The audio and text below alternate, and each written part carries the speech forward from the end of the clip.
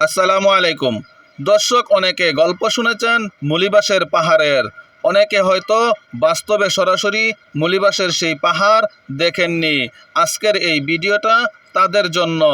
দর্শক, আমরা আছি এমন একটি পাহাড়ে, শুধু বাঁশ আর গাছই রয়েছে এই পাহাড়ে।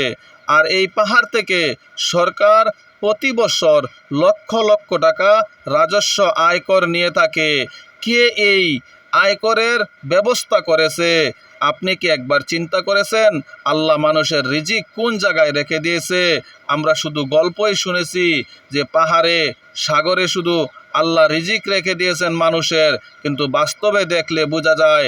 আপনি যদি সরাসরি এই জঙ্গলটি ভিজিট করেন, এই জঙ্গলটি সরাসরি দেখেন, তাহলেই বুঝবেন যে আসলেই আল্লাহ মানুষের রিজিক কোন জায়গায় রেখে দিয়েছে।